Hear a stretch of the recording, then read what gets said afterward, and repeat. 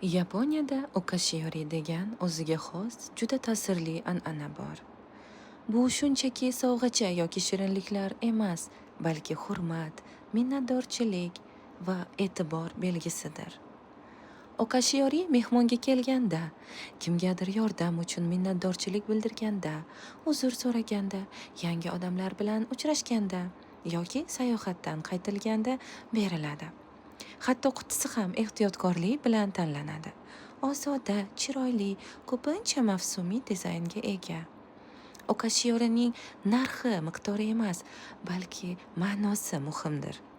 Go'yo siz so'zsiz, borligingiz uchun tashakkur. Bizning muloqotimiz men uchun muhim. Vaqtingizni qadrlayman, deyayotgandek. Bu yerda kichik imo-ishoralar qanchalik qadrlanishi meni doim hayratga soladi. Ba'zan bitta shirinlik qutisi uzun nutqdan ko'proq narsani anglatishi mumkin. Sizning yurtingizdachi shunga o'xshash an'ana bormi?